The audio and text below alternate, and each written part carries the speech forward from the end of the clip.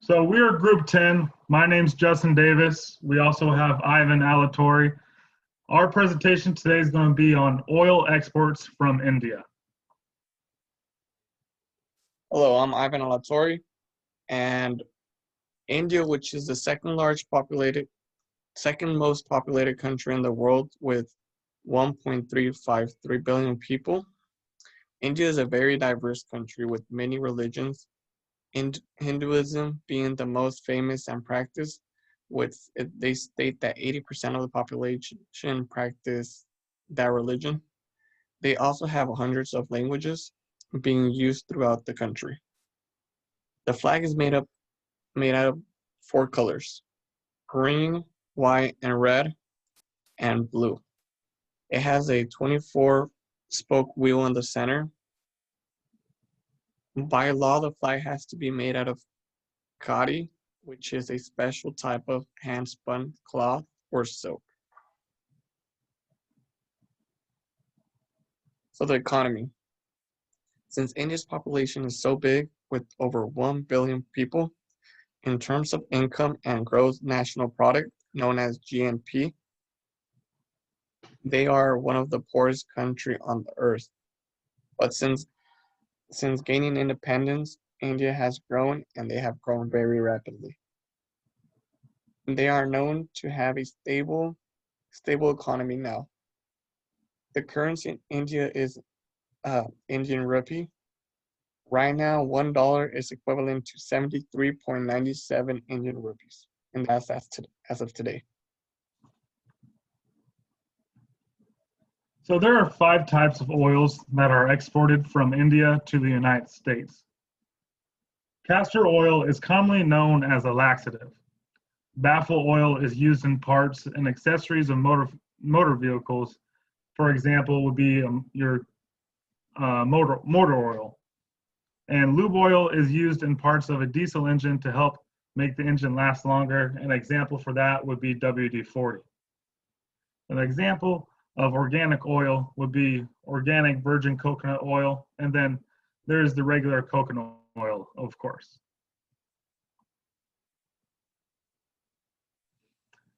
The benefits of going global.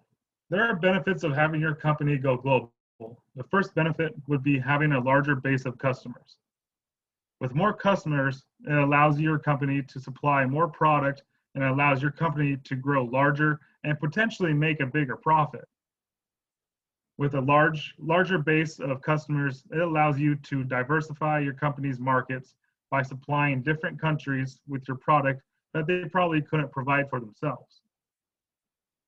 India has progressed by using other countries' imports and processing crude oil rather than depending on the import of petroleum products to meet domestic demands.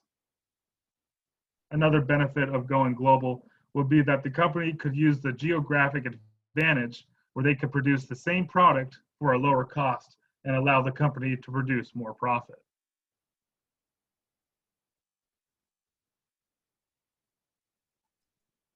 Amounts being exported.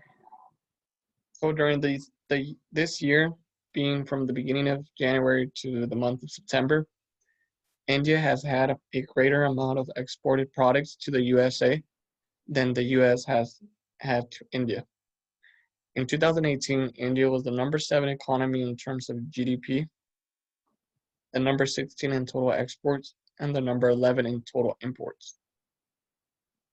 The thing is that India exported the most was refined petroleum, which was $41.5 billion, and this was in US dollars.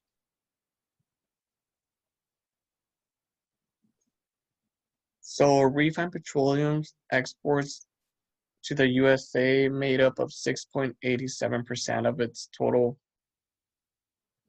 amounts of oil of refined petroleum. The 99.9% crude petroleum was exported to the USA, which it was pretty much every amount of oil they mined, they produced was exported to the US.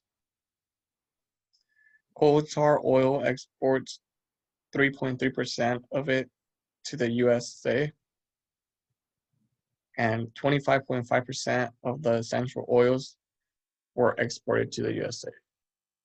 That's like a quarter of their mining. So problems India faced with the oil. India has had a problem with oil, and it is that in recent years, they've have had many dry wells. From 2010 to 2017, India's numbers increased by hundreds of thousands in dry wells. That's more than half of the wells that are being mined are coming out dry in the last recent years. Although one benefit is that India's based companies are the main ones producing oil, and the foreign countries from US, from Europe, and all the other places haven't had much luck out there in the production of oil.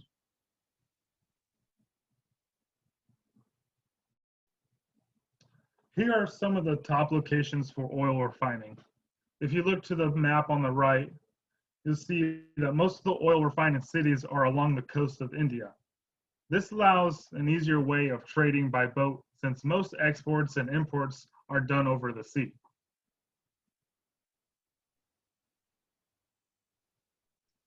So India's export locations. So in the USA, in the United States, the US Virgin Islands is where most of the produced oil they get in India is exported to. And like Justin said, the islands are fairly small, and most of the big cities are in the coast. Those are the places there that are mainly receiving India's oil here in the United States. So India's economy.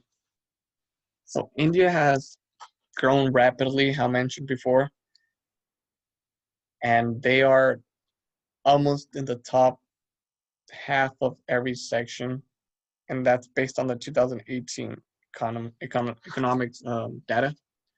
So they ranked 16 out of 222 for production exports, and that's $326 billion. They ranked number 11 in total imports, and that's $492 billion. So they imported more than what they exported. And exports per capita, they were in the top half with the 241 million. And then imports per capita, they were as well in the top half with 364 million. The GDP growth from 2008 to 2018 was 127%, and they ranked 20 out of 196. The GDP in 2018 was 2.72 trillion, and they ranked number 7. As well in service imports, they were in the top 10 with $120 billion. So that proves that India was a very rapidly growing country. Now, the big question in today's day and age is, will electric cars cause the next oil crisis? Electric cars cause a big threat to the oil industry because most of the oil produced is for the fuel of gasoline and diesel vehicles. Now, the battery prices have fell 35% in the last year and are on a trajectory to make electric cars as affordable as the gasoline counterparts within the next 6 years. That will be the beginning of the mass market liftoff for electric cars. The predictions say that by 2040, electric cars will cost less than $22,000. But to achieve that goal, 4 things must happen. The governments must offer incentives to lower costs. The manufacturers will have to accept extreme low profit margins. The customers must be willing to pay more for electric cars. And finally, the cost of batteries must come down.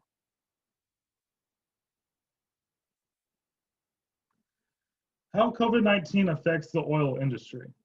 The COVID-19 pandemic has affected the oil industry by making a historic collapse in demand as the oil prices have declined by roughly 33%. The demand for oil has dropped severely given the global shutdown of economic activity in many sectors. The restrictions on travel, changes in consumer behavior, and spike in unemployment due to the spread in COVID-19 has hurt the oil industry like never before. But the oil and gas sector is not a newcomer to price volatility. They have experienced many episodes of large declines in the past. For example, the oil prices have declined 40% or more 10 times since 1983. Now, the question is, how do they prepare for these oil price declines? Historically, companies have shored up their balance sheets and attempted to raise liquidity in times of past episodes. They would cut costs, cut capital expenditures, cut shareholders' distributions, extend maturities, and even large layoffs would happen just to keep their businesses afloat.